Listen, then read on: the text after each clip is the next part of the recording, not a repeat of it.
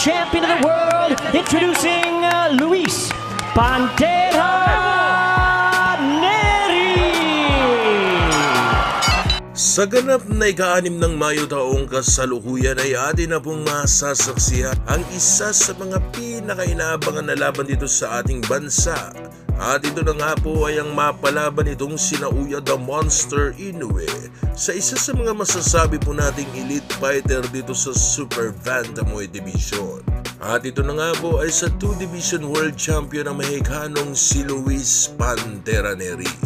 Bago po natin maumpisahan itong video mga idol ay maaari po bang i-comment po sa ating comment section kung saan kayo naroroon. Para sa gayon ay atin pong malaman sa kung hanggang saan nga bang inaabot nitong ating ginagawang video. Ngayon sa video po kasi ito ay atin pong hihimay-himayin sa kung paano nga ba matatalo nitong si Neri ang isang Naoya Inoue. Hindi rin po kasi talaga basta-basta na boksingero lamang itong si Neri na dating naging kampiyon ng Bantamweight Division at Super Bantamweight Division. Kaya naman ang ibig sabihin lamang yan mga idol ay isa po itong si Luis Neri sa mga masasabi po nating dekalibreng boksingero na makakaharap nitong si Naoya Inoue. Dalawang kakayahan po ng boksingero ang aking nakikita na makakadapuli dito kay Inoue. Una, ang lakas kung sumuntok ng boksingerong makakatapat ng hapon na ito. Kung may kalakasan po kasing sumuntok ang kalaban, ay medyo nagiging maingat po kasi itong si Naoya Inoue sa pagpasok sa depensa nitong kanyang kalaban.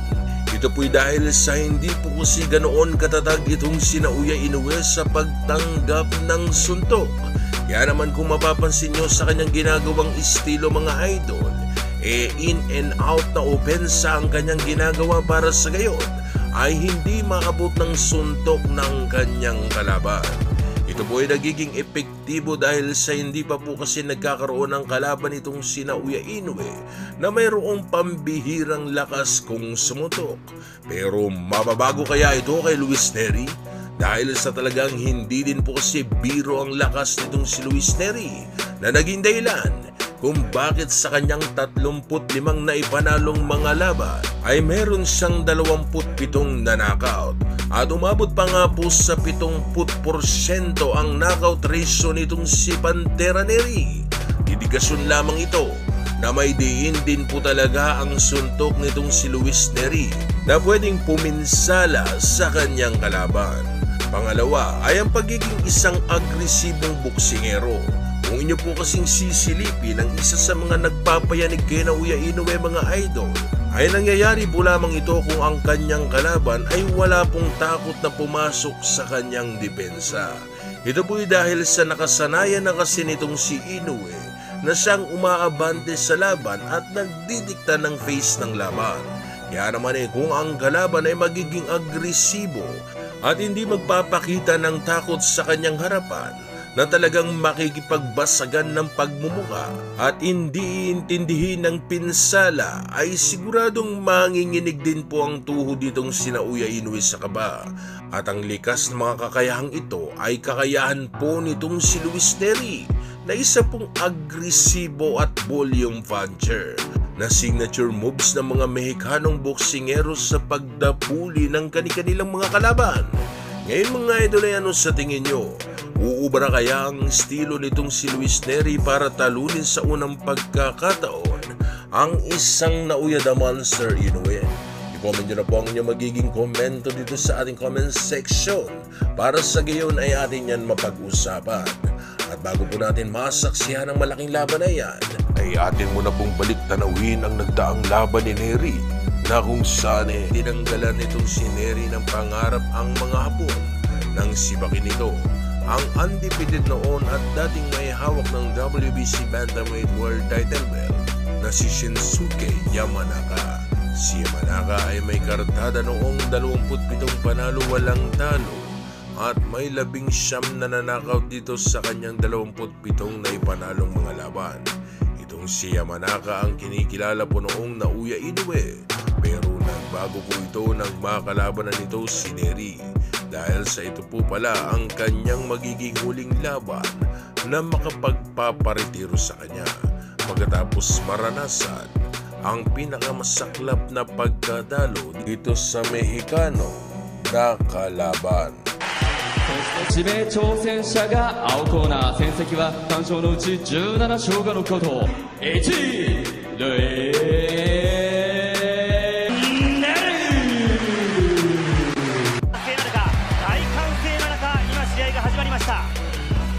まずはジャブを打ってきました。もう一度ジャブを。そうですね。攻めていきますよ。1ラウンドから目離さん。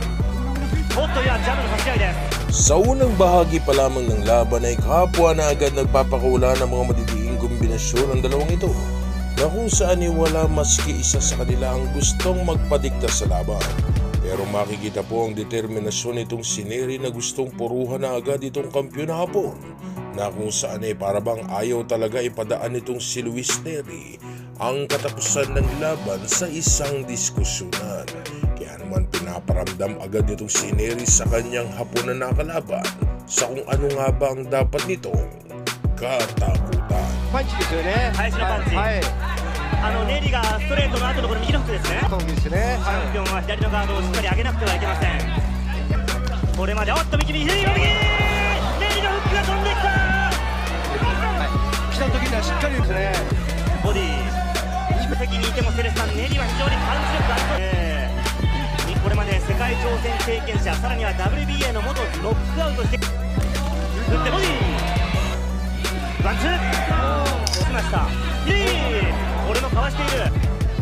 アウティングここはブロックしている。もう本当にもう山中チャンピオンがもう左をしっかりと狙って倒す必要でしょうか。冷静さが欲しいですね。今のネリのパンチに冷静に対応していると見ていいですか。そうですね、してますね。ただ思ってるのはですね、丁寧にやっていくことですよね。足も動いている。ボディもパンチ陣営からは右を相手の胸に、山中の胸にまだその動きが小さいところでこう なるべく当てていこうという。なんといってもハードパン一瞬目には絶対にいかなかった。山中はそれより少し遠い。そうですね。はい。右のジャブを打ってきます。ボディボディ一発一発のパンチに会場ネリの左キック。チャンピオンいいですね。これ冷静に。少し膝がガクンと落ちた。いやーね。いやでしょうか。しながら右をついていけば。Hindi po basta-basta nagpapatinag ang Hapon na si Yamanaka sa ginagawang estratehiya nitong si Luis Neri na kung saan sumasabay din po ito ng mga didiing kombinasyon sa tuwing itong si Luis Neri ay nagbabadyang pumasok sa kanyang depensa.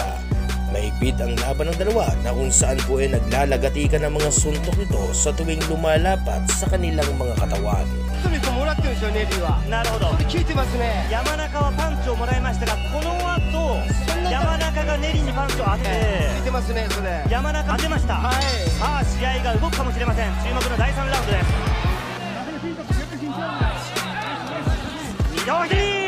ちょっとこう飲まれた感じもあったんですけど、2ラウンド目からもましたね。なるほど、大きな左。チャンピオン陣営なんですが、右のジャブが立っているので、左は大振りではなくショート。左ショートね。はい。ショート結構強いんで、コンパクトにいきたいですよね。山中から来るフックよりも山中のコンプのストレートの方が早く当たるわけですね。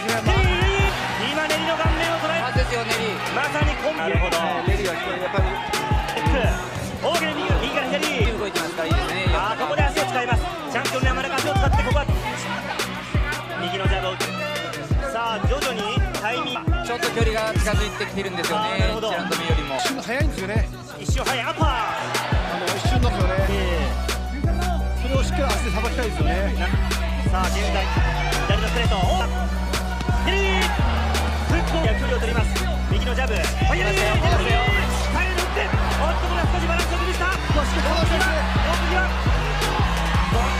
山ボディ山中のボディです。こういう時こそ、左のショート入りますよ。ネリの内割りに左の細かいショートコンパクトなショートを打てるか。左大きな右山中の左セック。さあ距離を詰めてきた。その中の応援を味方に山中慎介今夜か。試合は第4ラウンドに入りました。 PC はオープンスコアリングシステムを採用。4ラウンド終わりと8ラウンド終わりにこれまでの採点が公開されるポイントという突き出しましたね。はい。これはバランスを崩している。ブロックしている。チャンピオンが下がる。チャンピオンピンチャンピオンピンチャンピオンピンにいないラッキングを今もエンジンかかってきてますから、ここは下ががるようなやはりチャレンジャー陣営かなりテンションがとしてはもう一貫しています。右から攻めて左につなげようということです。なるほど。特別ステージに対してネリは車道を打ち抜きやすいんだというふうに話してネリ右、おっとバラッと崩した。あ、チャンピオンピッチ、チャンピオンピッチ、効いている、チャンピオンが効いている。あ、総連覇を迎えている。あ、左右、あっとバットバットもらってしまった。右ガードガード上げて山中ガード上げてガードを上げれるか。山中効いている、山中効いている。右左右効いている。なんとかしのいでほしい、なんとかしのいでほしい。ガード上げてボディガードを上げてほしい山中。左ショートあ、第4ラウンド下がらなくていいです。右なんということか、なんということか。右打てばいいでしょ、打てばいいでしょ。チャンピオン返す、チャンピオン返す。タオルタオル、なんと山中慎介日本記録目前で TKO 負け、日本記録達成ならず。セコンドからタオル投入、レフェリーがそれを認めて TKO を宣言しました。タオルちょっと早かったね。 Sa laban na ito ay nagluksa ang buong Japan dahil sa ito na po pala ang huli nilang masisilayan na lumaban itong kanilang kababayan. Na kung saan ay pagkatapos matalo sa laban na ito ay tuluyan na pong nagretiro ang undefeated nila noong kababayan. Ngayon ay ano sa tingin nyo mga idol, magagawa kaya nitong si Luis Pantera Nery ang nagawa niya noon sa undefeated na po na ito? Ang akin lang po masisigurado dito mga idol sa laban na ito ay siguradong isang kapanapanabik na laban ang ating masasaksihan. Dahil sa ito kasing si Luis Nery ay ang klase na boksingero na hindi basta-basta umaatras sa isang pukpukang banatan.